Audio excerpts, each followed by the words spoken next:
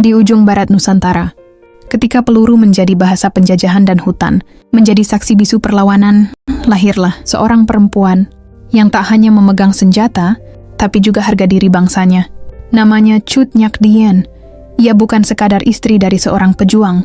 Ia adalah bara yang tetap menyala saat cinta dipadamkan oleh peperangan. Dien adalah ibu, istri, janda sekaligus panglima.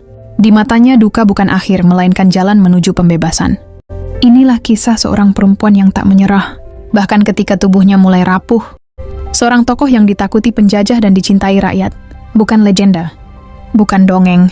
Ini adalah jejak nyata dari tanah Aceh, tentang keberanian, kehilangan, cinta dan pengkhianatan. Di tanah Rencong yang anggun dan tangguh, terlahir seorang anak perempuan dari rahim keberanian. Namanya Cut Nyak Dien. Lahir sekitar tahun 1848 di daerah Vimukim, Lampadang, Aceh Besar. Di tengah keluarga bangsawan yang tidak hanya terpandang, tapi juga dikenal religius dan memegang kuat adat serta syariat. Ayahnya, seorang uli balang, mewariskan kepada Dien sesuatu yang lebih besar daripada kekayaan. Harga diri dan semangat melawan ketidakadilan. Ibunya mengajarkan kelembutan tapi juga ketegasan. Dan dari tanah Aceh yang berkabut pagi dan bermandi doa, lahirlah pribadi yang lembut namun tak pernah lunak.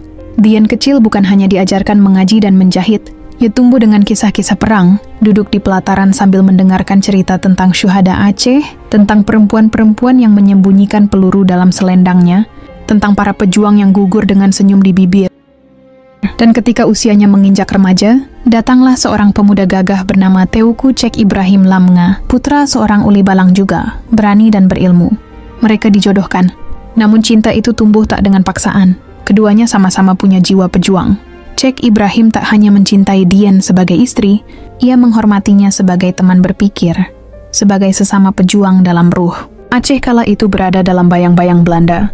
Namun di balik tirai rumah mereka, ada tawa, ada harapan, ada percakapan malam panjang tentang mimpi kemerdekaan. Tapi mimpi itu segera berubah jadi mimpi buruk.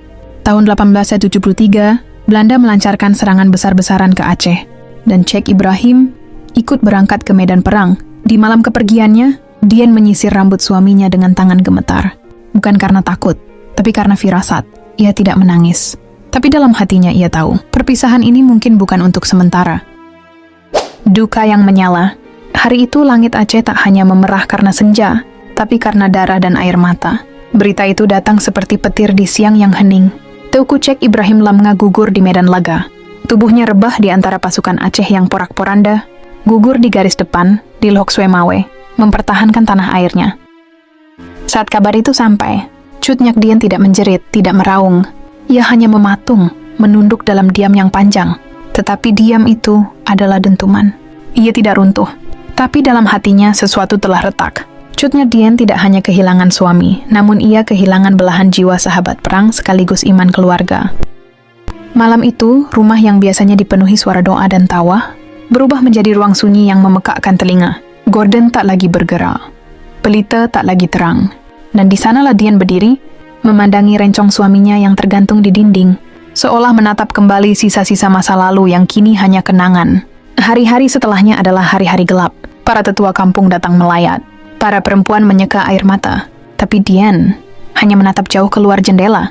Matanya basah, tapi bukan karena lemah. Itu adalah air mata dari tekad yang mulai menyala. Ia mengunjungi makam suaminya dengan langkah pelan, membawa seikat bunga dan segenggam janji. Lututnya menyentuh tanah. Kepalanya tertunduk. Dan dengan suara pelan tapi pasti, ia bersumpah. Darahmu tidak akan sia-sia. Aku bersumpah atas nama cinta dan tanah air. Aku akan melawan sampai akhir. Waktu terus berlalu, tapi perjuangan tak pernah padam. Dan luka di hati Dien belum juga sembuh. Namun dalam kabut peperangan yang tak kunjung usai, takdir mempertemukannya dengan sosok baru. Teuku Umar. Ia masih muda berwajah tegas, dan memiliki keberanian yang jarang ditemui bahkan di kalangan pria. Sama seperti Dien, Umar berjuang bukan untuk gelar, tapi karena cinta tanahnya. Mereka bertemu di medan perjuangan, dua bara yang saling melihat dan saling paham. Keduanya saling mengagumi keberanian satu sama lain. Dua jiwa yang sama-sama terbakar oleh cinta tanah air. Mereka menikah dan berjuang bersama. Ketika Umar berbicara, Dien melihat bayangan masa lalunya. Ketika Dien diam, Umar mendengar gemuruh tekad dalam sunyinya. Akhirnya mereka menikah. Bukan karena kesepian, Tetapi karena saling memahami luka dan cita, dua jiwa yang sama-sama terbakar. Namun kehidupan bersama tak mudah, karena yang mereka jalani bukan rumah tangga biasa, melainkan rumah tangga di tengah desing peluru dan rapat strategi perang. Suatu hari Tuku Umar menyampaikan rencananya. Bergabung dengan Belanda secara pura-pura, ia ingin meraih kepercayaan penjajah itu, lalu mencuri senjata, amunisi, dan rahasia. Tapi Dien diam, bukan karena tidak peduli, tapi karena hatinya pecah sekali lagi. Wahai Omar, Ba'atintin, apakah cintamu padaku membuatmu percaya aku tak akan terluka karena ini?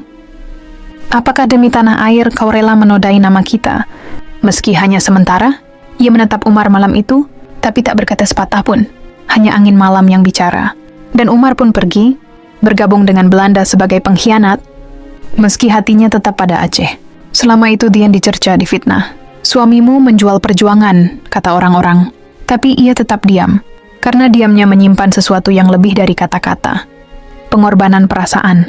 3 tahun kemudian, Teuku Umar kembali, bersama 800 pucuk senjata, berkarung amunisi, dan kemenangan kecil di balik pengkhianatan besar. Mereka bertemu kembali, namun tak ada pelukan, tak ada air mata haru, hanya pandang mata yang saling tahu. Perjuangan belum selesai, tapi kebersamaan itu tak berlangsung lama. Tahun 89, Teuku Umar gugur dalam penyergapan Belanda, dan untuk kedua kalinya, Chut Nyak Dien kembali kehilangan cinta di medan perang yang sama.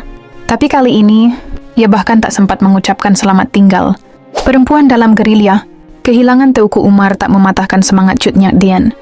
Sebaliknya, ia justru semakin berani seolah tiada lagi yang perlu ditakuti.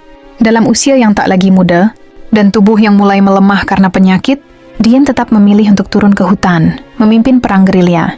Di tengah malam sunyi, ia duduk bersila bersama pasukan kecilnya. Tangannya gemetar, tapi suaranya tegas.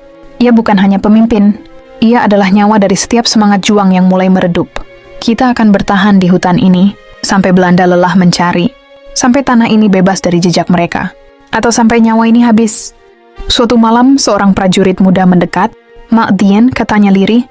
Kenapa ibu tak pulang saja ke kampung? Ibu sakit. Ibu batuk darah.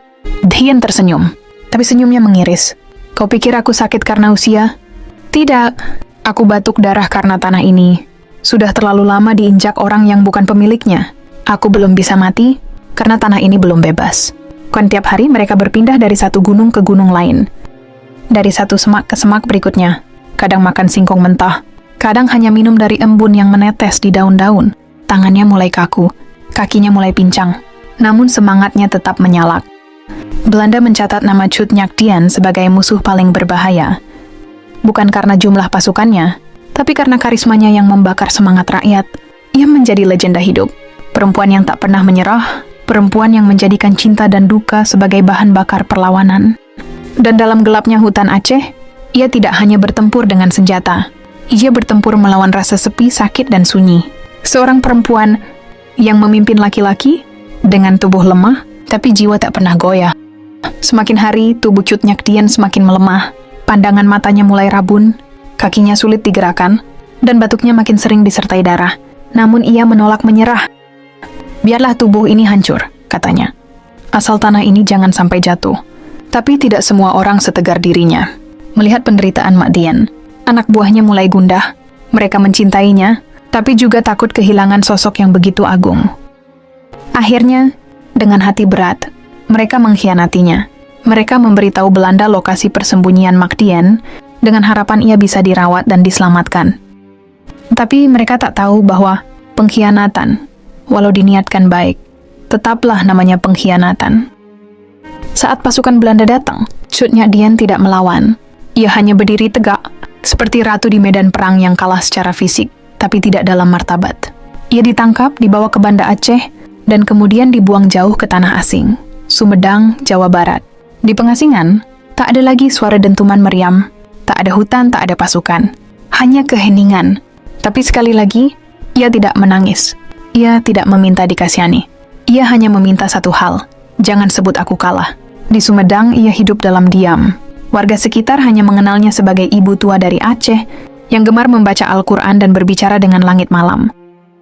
Beliau meninggal pada tahun 1908, pada usia 60 tahun, tanpa sorak kemenangan, tanpa upacara megah. Namun dalam diam itu, Ia menang karena tubuhnya mungkin dikubur di tanah orang, tapi jiwanya tetap pulang ke tanah Aceh, tanah yang ia bela sampai napas terakhir.